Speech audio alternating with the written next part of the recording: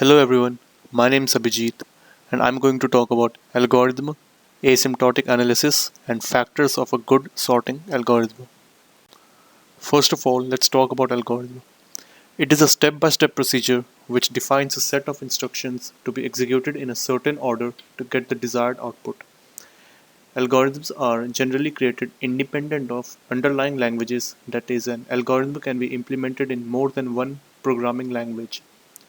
From the data structure point of view, following are some important categories of algorithm. First of all is search.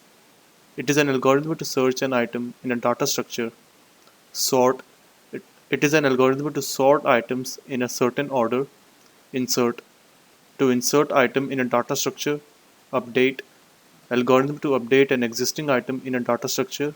And finally, delete, which is an algorithm to delete an existing item from a data structure. Now let's talk about asymptotic analysis. It refers to computing the running time of any operation in mathematical units of computation. For example, the running time of one operation is computed as f of n, and maybe for another operation it is computed as g of n square. This means the first operation running time will increase linearly with the increase in n, and the running time of the second operation will increase exponentially when n increases. Similarly, the running time of both operations will be nearly the same if n is significantly small. Usually, the time required by an algorithm falls under three types: best case, average case, and worst case. Let's talk about best case. It is the minimum time required for program execution. Average case, the average time required for a program execution, and worst case, it is the maximum time required for program execution. Now let's talk about asymptotic notation.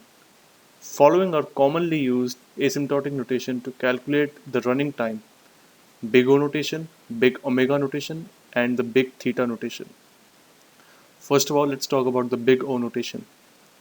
The notation big O of n is the formal way to express the upper bound of an algorithm running time.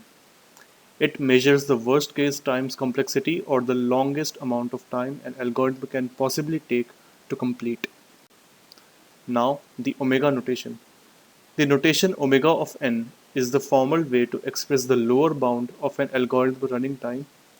It measures the best case time complexity, or the best amount of time an algorithm can possibly have taken to complete.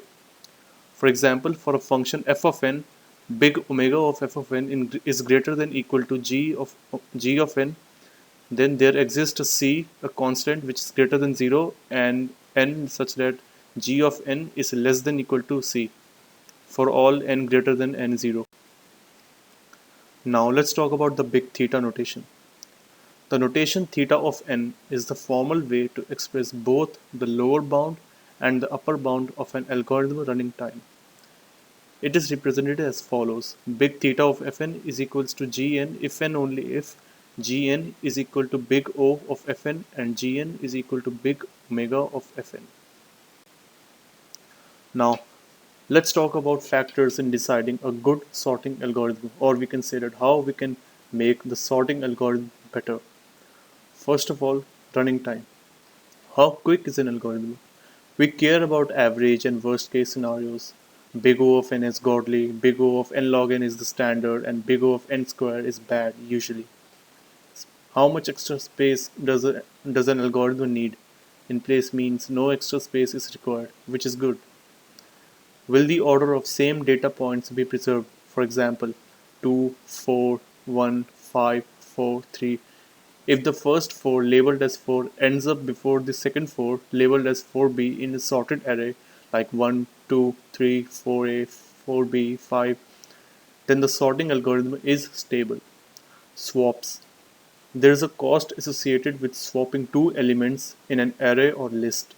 If swapping is expensive, then we may want to choose an algorithm that does a few swaps as possible. Is the data already sorted? Sometimes the data isn't randomly organized, which affects how an algorithm performs. For example, maybe we have a sorted list and add a few numbers at the end of it. Some algorithms do better most sorted data than others. Will the data fit in RAM? Sometimes we have to sort data that's so huge that it won't fit into RAM, meaning we need to use a special algorithm that will work on data stored on a hard drive.